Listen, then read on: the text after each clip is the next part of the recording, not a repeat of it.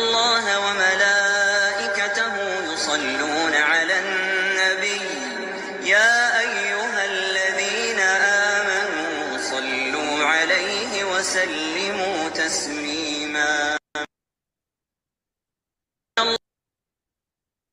السلام علیکم ورحمۃ اللہ وبرکاتہ۔ اعوذ باللہ من الشیطان الرجیم، بسم اللہ الرحمن الرحیم۔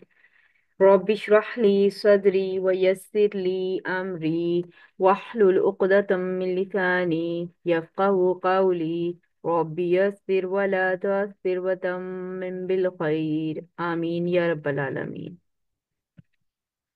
آج ہم کیا پڑھیں گے؟ آج ہم انشاءاللہ تعالی سورۃ الملک کی آیت نمبر 15 کو گرامیٹکلی انالائز کریں گے۔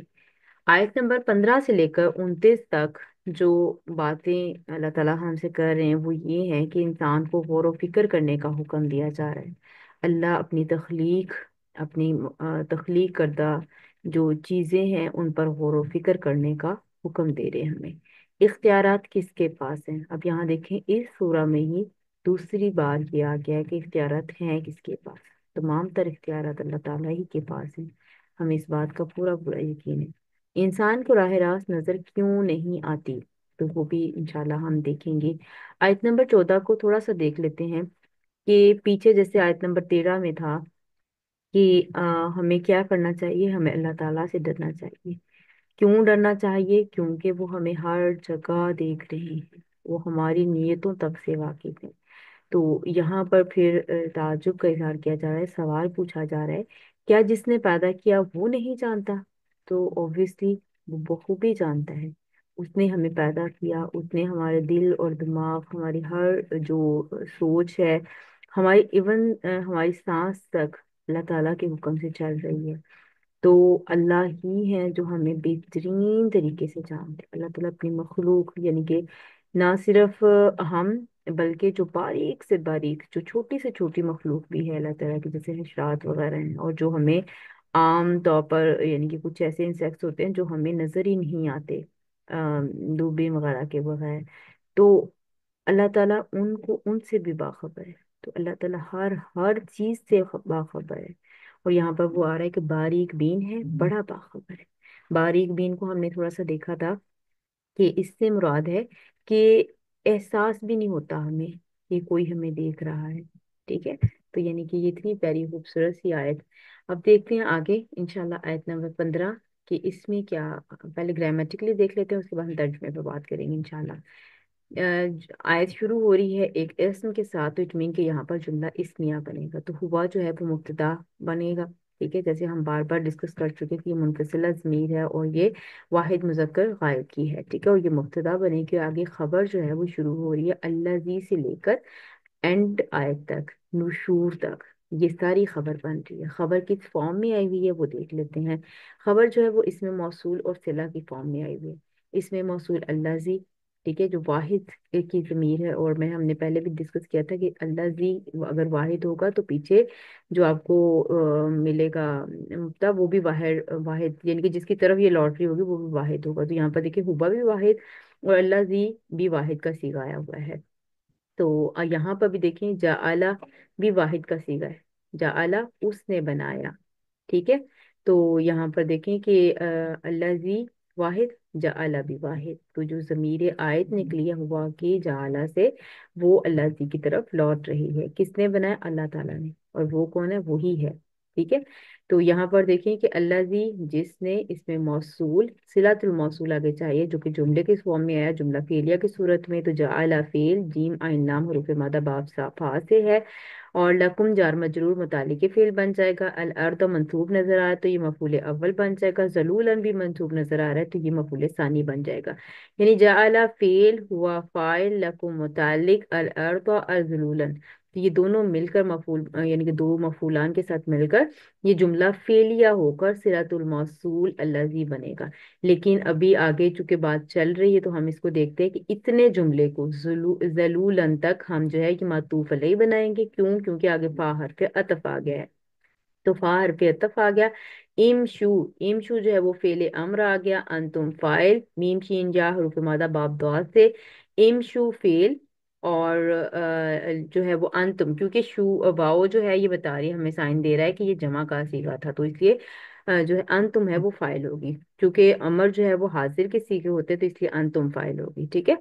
فی حرف جر ہے، مناکبہ بغیر تنوین بغیر الف لام، تو یہ ہمارے پاس مضاف بنے گا، اور ہا جو ہے اٹیچ ضمیر، جب بھی اسم کے ساتھ اٹیچ ضمیر ہو مرکب اضافی کی کنسٹرکشن ہوتی ہے، تو یہ مرکب اضافی فی جارہ کے لیے مجرور ہو کر یہ سارا کیا بن گیا، متعلق بن گیا، یعنی کہ مرکب جاری بن گیا۔ فی منا کی بیہا، یہ پورا مرکب جاری بن کر یہ متعلق ہو گیا امشو فعل کے، امشو فعل، انتم فاعل، اور فی منا کی بیہا متعلق کے ساتھ مل کر یہ معطوف اول بن گیا۔ معطوف اول کیوں؟ کیونکہ آگے پھر ایک حرف عطف ہمیں نظر آ رہا ہے، تو یہاں پر کلو، اب یہاں پر حمزہ کاف لام حروف مادہ باب نون سے ہے، کلو یہ بھی ہمارے پاس امر کا صیغہ ہے، اور یہ جمع کا صیغہ ہے، تو انتم فاعل، کلو فعل، انتم فاعل، اور مر رزق ہی، تو مر رزق ہی من حرف جر ہے، اور رزق بغیر تنوین بغیر الف لام، تو یہ مضاف اور ہی مضاف الیہ، تو یہ مرکب اضافی مجرور ہو گیا من جارہ کے لیے، اور جار مجرور مل کر یہ متعلق فعل ہو جائیں گے کلو کے، تو کلو فعل، انتم فاعل، اور متعلق سے مل کر جملہ فعلیہ ہو کر معطوف بن جائے گا پچھلے ہی جملے پر، ٹھیک ہے۔ واؤ پھر جو ہے وہ ہے عطف آ گیا یہاں پر، اور الیہ، الہ حرف جر ہی مجرور اسم، یعنی کہ یہاں پر یہ مرکب جاری بن گیا، تو یہاں پر اب ہم دیکھیں گے جملہ فعلیہ بنے گا کہ اسمیہ بنے گا، اوبویسلی جار مجرور ہے، تو جار مجرور جملہ فعلیہ میں بھی آتا ہے اور جملہ اسمیہ میں بھی آتا ہے، لیکن آگے آپ دیکھیں النشور آپ کو مل رہا ہے اسم، تو اٹ مین کہ جملہ اسمیہ بنے گا، تو الیہ کو ہم خبر مقدم کر دیں گے، کیونکہ خبر یہاں موجود نہیں ہے، خبر کی غیر موجودگی میں جار مجرور یعنی کہ مرکب جاری قائم مقام خبر بن سکتے ہیں، تو الیہ کو قائم مقام خبر بنا دیں گے، اور النشور جو ہے یہ ہمارے پاس مبتدا بن جائے گا مؤخر، تو مبتدا مؤخر خبر مقدم کے ساتھ مل کر یہ جملہ اسمیہ ہو گیا، اور یہ بھی عطف ہو گیا، اس طرح سے جعل لکم الارض ذلولا معطوف علیہ، اور یہ سارے آگے معطوف اول، معطوف ثانی اور معطوف ثالث، یعنی کہ تمام معطوفان کے ساتھ مل کر یہ جملہ مرکب عاطفی ہو کر یہ کیا بن جائے گا، صلۃ الموصول بن جائے گا الذی اسم موصول کا، ٹھیک ہے۔ تو اس طرح سے الذی اسم موصول اپنے صلۃ الموصول کے ساتھ مل کر ہوا کے لیے خبر بن جائے گی، اس طرح سے مبتدا اپنی خبر کے ساتھ مل کر جملہ اسمیہ، یعنی کہ یہ پوری آیت ایک جملہ اسمیہ ہے، اس کے اندر کئی ہم نے جملے بنائے، تین ہم نے جملہ فعلیہ بنا اور ایک جملہ اسمیہ بنایا جو کہ عطف معطوف ہو کر جڑ گئے، اور ساتھ میں یہ خبر بن گئے جملہ اسمیہ کی، اور یہ پوری آیت جو ہے وہ ایک جملہ اسمیہ پر بیس کر رہی ہے اسی حساب سے دیکھیں تو، ٹھیک ہے۔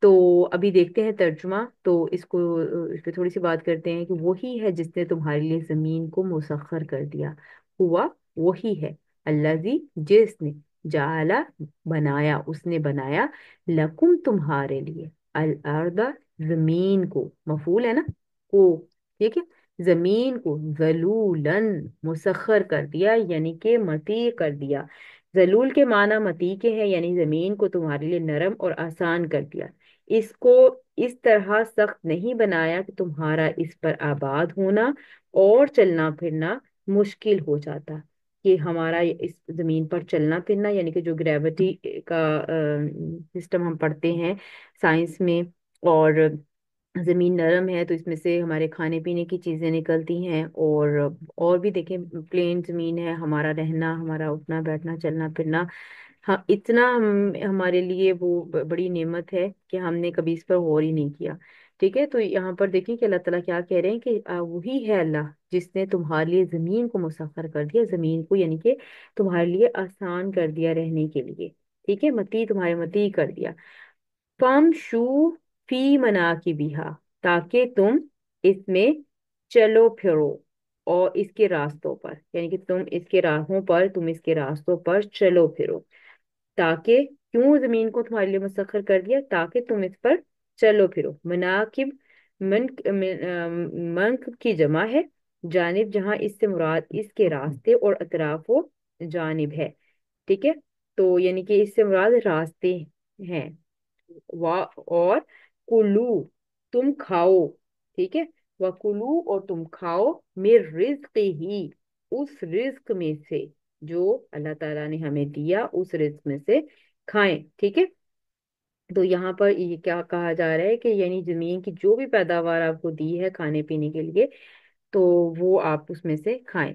व इलैहि नुशूर, और आप उसी की तरफ, और उसी की तरफ जी उठकर जाना है, यानी कि उसी की तरफ हमें लौटना है, उसी की तरफ उठकर जाना है हमें।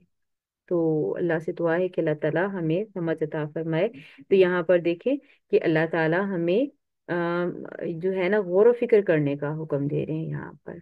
कि आप देखें अल्लाह ताला ने कितनी प्यारी आयत दी है हमें, और इसमें कितने प्यार से हमें बता रहे हैं कि जमीन को तुम्हारे लिए मुसख्खर कर दिया। ऐसा नहीं किया कि जमीन बहुत मुश्किल होती चढ़ने के लिए, और पहाड़ जैसे जमीन पर लगाकर, तो फिर जमीन को एक जगह स्टेबल कर दिया। ठीक है, जमीन में वो हिचकोले नहीं खा रही, झटके नहीं, यानी कि जलजिले, जैसे आप सब जानते हैं कि जलजिला आता है तो कैसे जमीन हिल जाती है।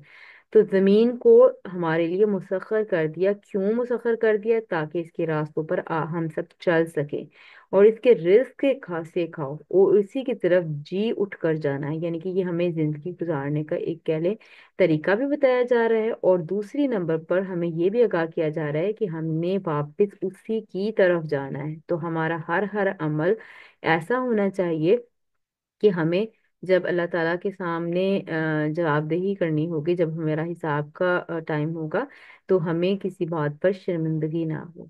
तो अल्लाह ताला से हर वक्त हमें डरते रहना है। एक सबक हमें मिला। दूसरा, हमें गौर व फिक्र करनी है कि अल्लाह ताला ने कैसे जमीन को हमारे लिए मुसख्खर कर दिया।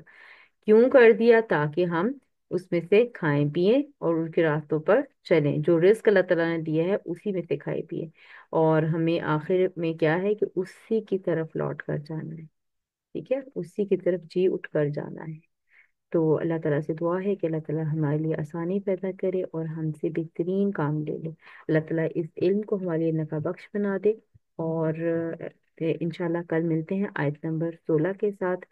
सुब्हानक अल्लाहुम्मा व बिहम्दिका, अशहदु अल्ला इलाहा इल्ला अंता, अस्तगफिरुका व अतूबु इलैक। अस्सलामु अलैकुम व रहमतुल्लाहि व बरकातुहू।